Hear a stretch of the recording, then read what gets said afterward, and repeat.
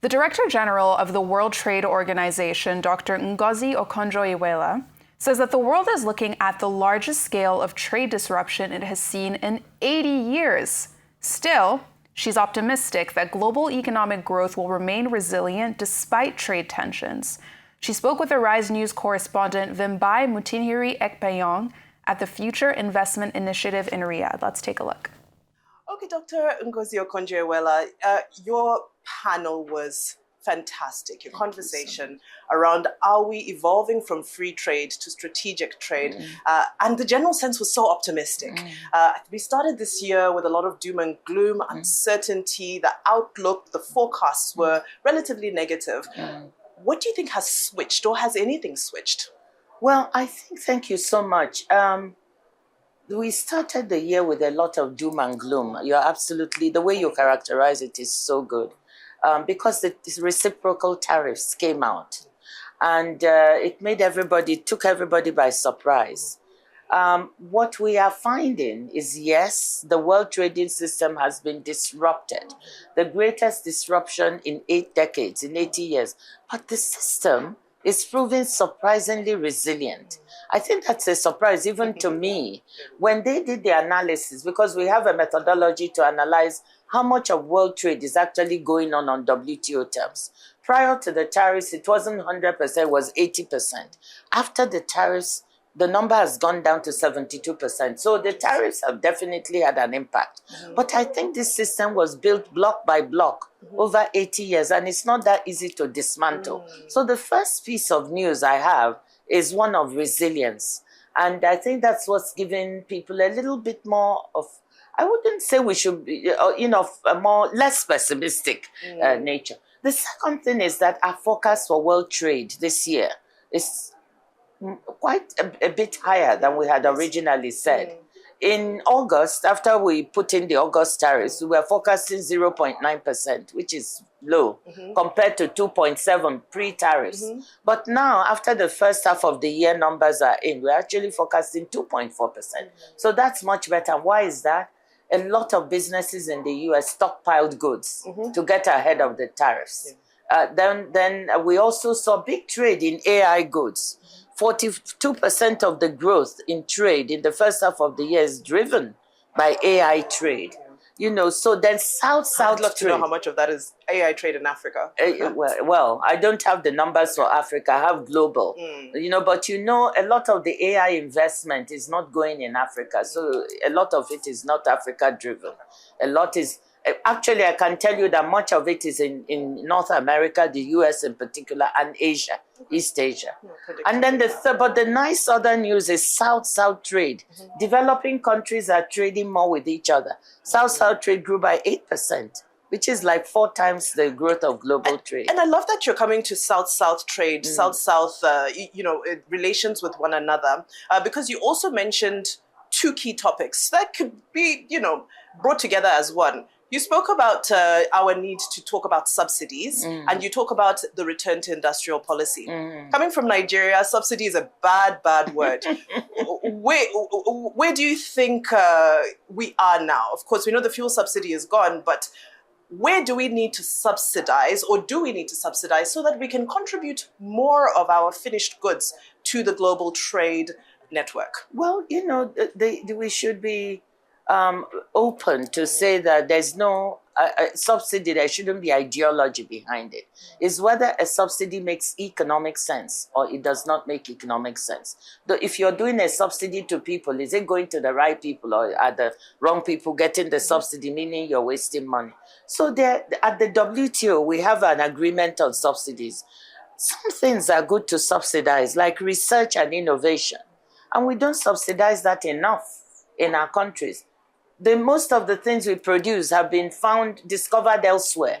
That is changing. We have young people now in the tech field who are doing new things and discovering new things on their own. And that makes me very excited. We should be looking for those young people. And if we give them subsidies to make their businesses and their startups, take off, why not? Those are good subsidies. I think bad subsidies are subsidies when you give, let's say, to a state enterprise that is not efficient, is not making more goods and so on. We should avoid those. Those are wasteful subsidies. Green subsidies, if we want to fight climate change, for instance, which is a threat to the world. You can see our farmers. When I was in the village the last time, in my village, I was talking to farmers and they told me, they said, we don't know when to plant.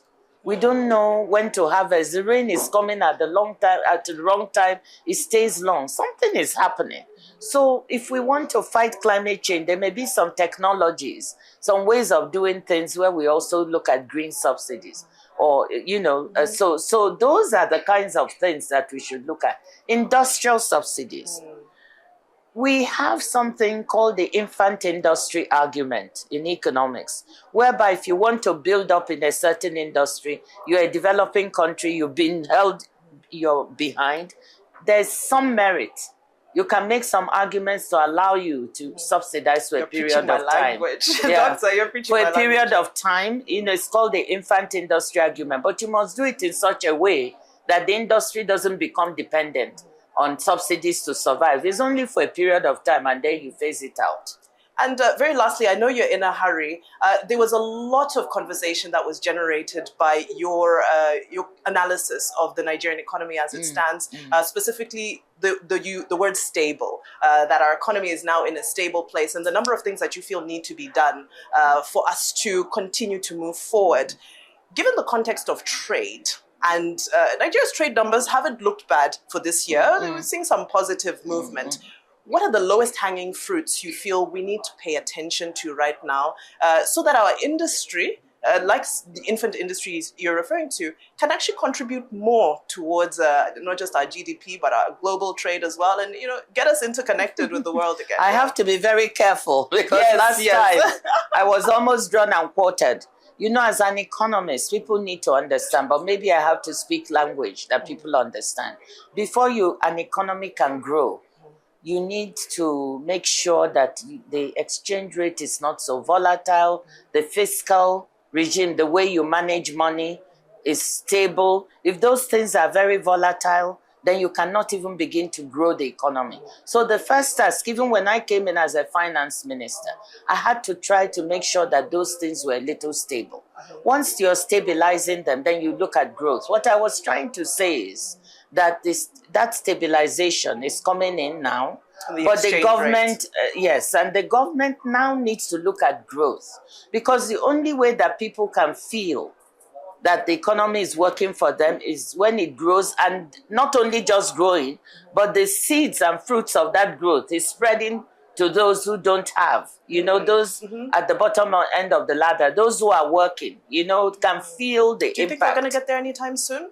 I think we'll get there if the right policies are put in place. So that's what policies? Hold on. So what I was telling the government at the time was, please, it's time now for you to put in place those policies that can make the economy grow. What does that mean? Small and medium enterprises in the economy. We know Nigerians are so entrepreneurial. They don't even look for much from government. How do we support small and medium enterprises? Let's support the Bank of Industry so that it can, support a lot of small and medium entrepreneurs. Single-digit loans. Yeah, agriculture. What are we doing about agriculture? We are blessed with many fertile lands. If we want, we can feed ourselves. We don't even need to import food. What are we doing with agriculture? So we need to look at those rural areas. There are so many things that we could do better to make the economy grow. So that's what I was saying. Let's now focus on those things. Support women entrepreneurs, support youth who are having good ideas so that they can really grow the economy. Look at those sectors where there is opportunity. And I believe that we have several, not only agriculture, but creative industries. Yes, I'm absolutely. so proud of what young men and women are doing in the creatives. Before I left, it was 1% of GDP. It had never even featured in our GDP. When we rebased the GDP, we found that creative industries was 1%. We need to look at all those areas, because Nigeria needs to diversify the economy. We're still too dependent on oil and gas. We need to diversify. Fantastic. As we round up, you'd mentioned in a past interview, or I think it was a past panel you were speaking on, where you said that there are one or two criticisms that have come from the United States about the trade system that are valid. Can you unpack that? What are one or two things that you think are valid and that we can iron out? Well, one of them is, this is specifically of the WTO, Yes. and I shared. The US feels the WTO is not flexible enough. It's too inflexible. You can't get decisions made quickly because, it's a consensus decision-making system with 166 members, okay? So we need to, consensus is good because it gives the smallest member the same power as the largest. But when it becomes unanimity, it becomes a veto power, and we need to find a way to make the consensus more workable. That way, willing coalitions of members can come together to make new agreements, new rules. So I share that criticism. We need to reform that system. Last one, I think the world has become over-dependent in the trading system. It was built for interdependence, not over-dependence. But we now see some countries are over-dependent on the US for market demand and over-dependent on China for critical supplies. So they need to diversify to other areas, other parts of the world. And Africa, by the way, is a good place for diversification. We're telling them we have rare earths and critical minerals too. You can come here. We have demand. We're 1.4 billion people. By 2050, we'll be the fourth or third largest continent in the world. We'll have 1 in 4, 1 in 5 of the working age population will be African. You need to pay attention. Yeah, Africa is open for business. Yes. Thank you so much, Dr. Right. Ngozi Okonjo-Iweala. Fantastic interview here live from Riyadh, Saudi Arabia. God bless you.